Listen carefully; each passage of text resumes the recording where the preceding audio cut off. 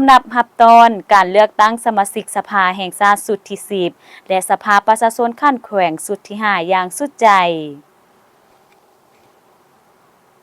สบายดีท่านผู้ชมที่เคารพขอต้อนรับบรรดาท่านเข้าสู่รายการลาวสังสาสตร์ท่านผู้ชมมาพบกันในอาทิตย์นี้ทางรายการจะนำเสนอผลงานการเคลื่อนไหวเวียกงานต่างๆของแนวลาวสังสาสตร์มาให้บรรดาท่านได้ติดตามรับชมซึ่งระยะที่1นั้นจะให้บรรดาท่านไปติดตามรับชมพิธีมอบรับหน้าที่ประธานศูนย์กลางแนวลาวสังสาสตร์ผู้เก่าและผู้ใหม่ศูนย์กลางในลาวสังสาสตร์และบริษัทลาวนิวเพย์เซ็นบทบันทึกร่วมมือกัน2ฝ่ายและระยะที่2จะให้บรรดาท่านไปติดตามรับชมท่านรองประธานศูนย์กลางในลาวสังสาสตร์เคลื่อนไหวเฮ็ดเวียกอยู่แขวงบุรีคำไสซึ่งมีแน่ในคือแนวใดเอาเป็นว่าเฮาไปติดตามรับชมพร้อมๆกันศูนย์กลางแนวลาวสังสาสตร์ได้จัดพิธีมอบรับหน้าที่เลขาคณะบริหารงานพรรคประธานศูนย์กลางแนวลาวสังสาสตร์ระหว่างสหายปริญญาเอกศิลวงศ์ขุดไพฑูรย์กรรมการกลุ่มการเมืองศูนย์กลางพรรคประธานศูนย์กลางแนวลาวสังสาสตร์ผู้เก่าและสหายศาสตราจารย์ปริญญาเอกกี่แก้วไข่คำพิทูลกรรมการกลุ่มการเมืองศูนย์กลางพรรคประธานศูนย์กลางแนวลาวสังสาสตร์ผู้ใหม่เป็นเกียรติเข้าร่วมของสหายทองลุ้นศรีสุริตเลขาธิการใหญ่คณะบริหารงานศูนย์กลางพรรคประธานประเทศแห่งสาธารณรัฐประชาธิปไตยประชาชนลาวมีการนำพรรครัฐจากกระทรวงองค์การภาคีบรรดาท่านรองประธานคณะประจำกรรมการศูนย์กลางในลาวสังสาสตร์อ้อมข้างศูนย์กลางพร้อมด้วยพนักงานหลักแหล่งแขกถึกเชิญและรัฐกรศูนย์กลางในลาวสังสาสตร์เข้าร่วมในระหว่างอาทิตย์ผ่านมานี้อยู่ที่ศูนย์กลางในลาวสังสาสตร์ในพิธีสหายศิลวงศ์ขุดไพฑูรย์ได้ผ่านบทสรุปสั่งรวมการชี้นำพาเคลื่อนไหวเวียกงานของแนวลาวสังสาสตร์รอบด้านที่พ้นเด่นข้อจำกัดบทเรียนในระยะผ่านมาแต่ปี 2021 หาปัจจุบันและแผนเวียกที่จะสืบต่อโดยย่อในนี้สหายดอนไพวงศ์รองหัวหน้าคณะจัดตั้งศูนย์กลางพรรคได้ขึ้นพานมติตกลงฉบับเลขที่03ทับกมสพลงวันที่16 มังกร 2026ว่าด้วยการอนุมัติให้พนักงานการนำขั้นสูงออกภาคการรับอุดหนุนบำนาญสหายปริญญาเอกศิลวงศ์ขุดไพฑูรย์กรรมการกลุ่มการเมืองศูนย์กลางพรรคประธานศูนย์กลางแนวลาวสังสาสตร์คำสั่งเลขที่03ทับกมสพลงวันที่16 มังกร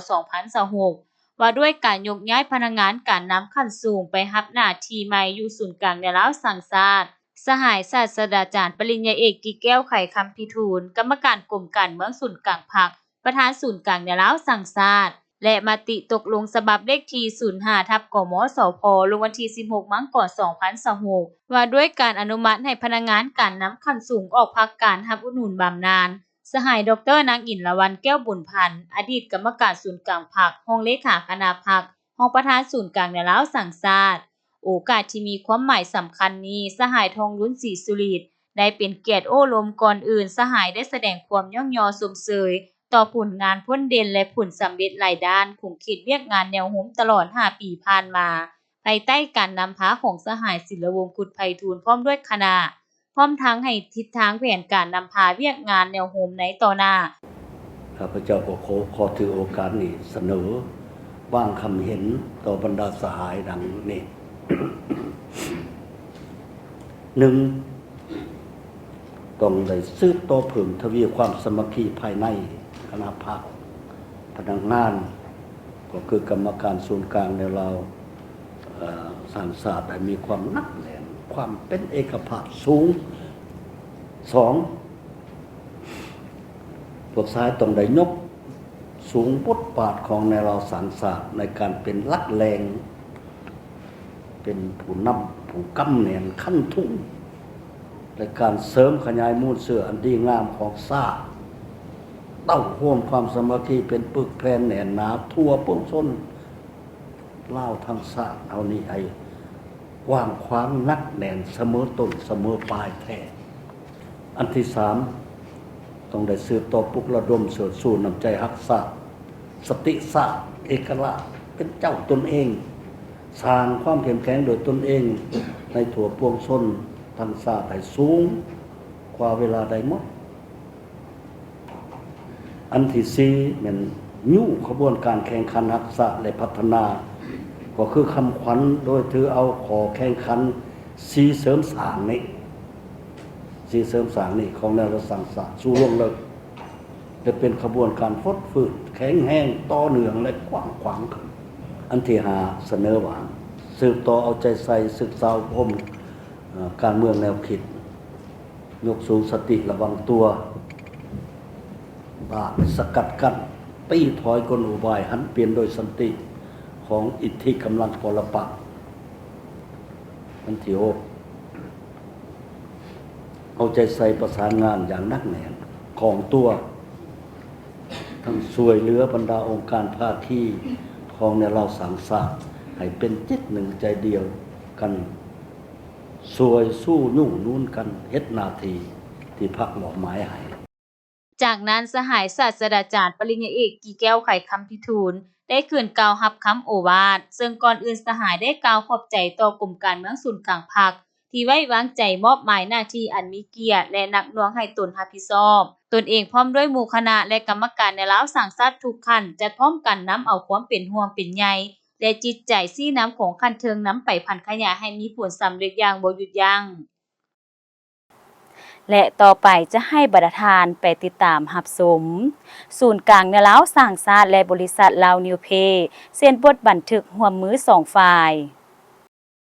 วันที่22มังกร2026ที่ศูนย์กลางในลาวสร้างชาติได้จัดพิธีเซ็นบทบันทึกการร่วมมือ2ฝ่ายระหว่างศูนย์กลางในลาวสร้างชาติและบริษัทลาวนิวเพย์เทคโนโลยีจอยเวนเจอร์จำกัดเป็นเกียรติเข้าร่วมโดยท่านคำผอยวรรณสารกรรมการศูนย์กลางภาครองประธานศูนย์กลางในลาวสร้างชาติมีบรรดาท่านหัวหน้าห้องการหัวหน้ากลุ่มหัวหน้าศูนย์คนคว้นและฝึกโฮมศูนย์กลางในลาวสร้างชาติและพนักงานบริษัทลาวนิวเพย์เทคโนโลยีจอยเวนเจอร์จำกัดเข้าร่วม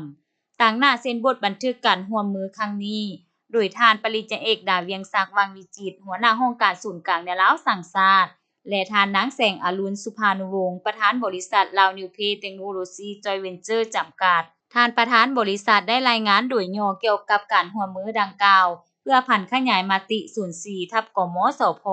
เกี่ยวกับการหันเป็นทันสมัยติดพันกับการยกระดับข้อมูลซอฟต์แวร์ให้ว่องไวทั่วทันและเพิ่มอุปกรณ์ทันสมัยที่จำเป็นปรับปรุงระบบห้องประชุมที่ทันสมัยให้แก่ศูนย์กลางในลาวสร้างชาติทั้งเป็นการสุขยู่ส่งเสริมคู่ร่วมงานของศูนย์กลางในลาวสร้างชาติบริษัทลาวนิวเพย์เทคโนโลยีจอยเวนเจอร์จำกัดจึงร่วมกันปฏิบัติโครงการสร้างคุณงามความดีอิงตามแผนยุทธศาสตร์ของพรรคและรัฐบาลที่มีทิศส่งเสริมให้มีการหันเป็นทันสมัยในโอกาสนี้ท่านรองประธานศูนย์กลางในลาวสร้างชาติได้มีคำเห็นต่อโครงการร่วมมือ2ฝ่ายโดยมีเงื่อนไขบางตอนว่าองค์การแนวโน้มมีพลาบทบาทเต้าห่มความสามัคคีประชาชนลาวบรรดาเผ่าสั้นคนปฏิบัติแนวทางของพรรคก็คือแผนพัฒนาของรัฐในแต่ละระยะให้ปรากฏผลเป็นจริงฉะนั้นเรียกร้องมายังบรรดาทานจงให้ความร่วมมือเป็นเจ้าให้การสนับสนุนพร้อมทั้งเข้าร่วมในการจัดตั้งปฏิบัติเป็นเจ้าการทบทวนยัดแย้งแรงเทินเพื่อเฮ็ดให้การร่วมมือมีประสิทธิผลและมีผลสำเร็จตามจุดประสงค์คาดหมายที่วางไว้ท่านผู้ชมเนื่องในจากทางรายการของพวกเฮายังบ่หมดเพียงเท่านี้แต่ตอนนี้เฮาไปพักผ่อนกันก่อนแล้วจึงเข้ามาพบกันต่อองค์การแนวลาวสร้างชาติยามใดก็เสริมขยายมูลเสื้อความสามัคคีทั่วปวงชนลาวบรรดาเผ่าเพื่อเป็นกำลังแห้งสร้างรวมเข้าในภารกิจปกปักรักษาและสร้างสรรค์พัฒนาประเทศชาติท่านผู้ชมในวันที่22กุมภาพันธ์2026ที่จะมาถึงนี้ขอเชิญชวนมวลชนผู้ที่มีอายุ18ปีขึ้นไปต้องมีสำนึกควรและบัตรประจำตัวสามารถมีส่วนร่วมและมีสิทธิ์การเลือกตั้งสมาชิกสภาแห่งชาติสุดที่10และสภาประชาชนขั้นแขวงสุดที่5ท่านผู้ชมมาพบกันระยะนี้ก็เป็นระยะที่2ของทางรายการกันแล้วซึ่งว่าจะให้บรรดาทานไปติดตามรับชมท่านรองประธานศูนย์กลางในลาวสร้างชาติเคลื่อนไหวเฮ็ดเวียกอยู่แขวงบุรีคำไสท่านางศรีพระจันทร์นันทวงศ์ษาคณะประจำพรรครองประธานศูนย์กลางในลาวสร้างชาติคณะกรรมการแก้ไขปัญหายาเสพติดระดับชาติพร้อมด้วยคณะได้เคลื่อนไหวเฮ็ดเวียกอยู่แขวงบุรีคำไสซึ่งมีท่านวันเลินปุ้ยไมนีกรรมการประจำพรรคแขวงประธานในลาวสร้างชาติแขวงพร้อมด้วยบรรดาท่านรองประธานในลาวสร้างชาติประจำการและบ่ประจำการบรรดาท่านกรรมการในลาวสร้างชาติแขวงอ องค์การจัดตั้งภาคีองค์การจัดตั้งมหาชนขั้นแขวงพร้อมด้วยพนักงานที่เกี่ยวข้องเข้าร่วมที่ห้องการแนวเล้าสั่งชาติแขวงบุรีคำไซในวันที่19มังกร2026ในเวลากองประชุมท่านนางเกตแก้วกลมมะแสงรองประธานแนวเล้าสั่งชาติแขวงได้รายงานสภาพการจัดตั้งปฏิบัติวาระแห่งชาติเกี่ยวกับการแก้ไขปัญหายาเสพติดและเฮ็ดเวียกติดตามกฎกาของแนวเล้าสั่งชาติในระยะผ่านมาซึ่งได้ยกให้เห็นผลงานด้านดีที่พ้นเด่นด้านอ่อนข้อโครงค้างและคำคิดเห็นคำเสนอของประชาชนบรรดาเผ่าภายในแขวงพร้อมนี้ได้รับฟังการเผยแพร่รายงานผลการจัดตั้งปฏิบัติวาระแห่งชาติว่าด้วยการแก้ไขปัญหายาเสพติดปี 2024-2025 และการประกอบคำเห็นแลกเปลี่ยนบนเรียนระหว่างศูนย์กลางและท้องถิ่นของบรรดาท่านผู้เข้าร่วมอย่างมีบรรยากาศฟุดฟื้นโอกาสนี้ท่านรองประธานศูนย์กลางแนวเล้าสั่งชาติได้แสดงความชมเชยองค์การแนวเล้าสั่งชาติแขวงที่ได้ประกอบส่วนในการจัดตั้งปฏิบัติวาระแห่งชาติว่าด้วยการแก้ไขปัญหายาเสพติดการติดตามกฎกาของแนวเล้าสั่งชาติแม้นมีความคืบหน้าและญาติได้ผลงานหลายสมควรในนี้ท่านได้เน้นว่าแนวเล้าสั่งชาติจะได้เพิ่มทวีการศึกษาอบรมการเมืองแนวคิดให้ประชาชนบรรดาเผ่าสั้นขนศาสนาเพศวัยในทั่วสังคมโดยการจัดตั้งเผยแพร่เสื่อมซึมนิติกรรมต่างๆของภาครัฐที่เกี่ยวข้องถึงการแก้ไขปัญหายาเสพติดให้ทั่วถึงลึกซึ้งกว่าเก่า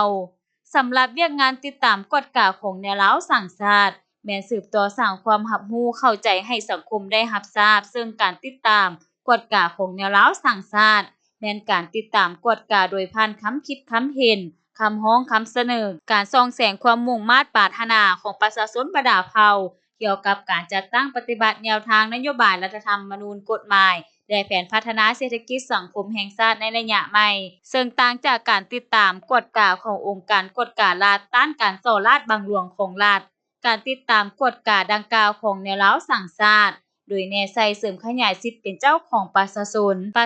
รับรู้ประชาชนเข้าใจประชาชนจัดตั้งปฏิบัติและประชาชนมีผลประโยชน์ร่วมกันท่านผู้ชมที่บรรดาท่านได้ติดตามรับชมผ่านไปทั้งหมดนั้นก็คือผลงานการเคลื่อนไหวเวียกงานต่างๆของแนวเล้าสั่งชาติที่ทางรายการได้นำมาเสนอให้บรรดาท่านได้ติดตามรับชมในอาทิตย์นี้เวลาก็ใกล้จะหมดลงแล้วถ้าหากบรรดาท่านสนใจหรืออยากตำหนิติชมต่างๆก็สามารถโทรศัพท์มาได้ที่หมายเลข0212189666หรือหมายเลขที่แสดงอยู่ถึงหน้าจอนี้ทางรายการยินดีเอาคำตำหนิติชมของบรรดาท่านไปปรับปรุงรายการให้ดีขึ้นกว่าเก่านอกจากนั้นบรรดาท่านก็ยังสามารถติดตามการเคลื่อนไหวต่างๆของแนวเล้าสั่งชาติได้จากเว็บไซต์ศูนย์กลางแนวเล้าสั่งชาติ www.lfnd.group.la นอกจากนั้นก็มี Facebook ก็คือข่าวสารแนวโฮมและแอปพลิเคชัน LFND สำหรับมื้อนี้พิธีกรพร้อมด้วยทีมงานเล้าสั่งชาติต้องขอลาท่านผู้ชมไปก่อนไว้พบกันใหม่ในอาทิตย์หน้าวันและเวลาอันเดียวกันสำหรับมื้อนี้กล่าวคำว่าสบายดี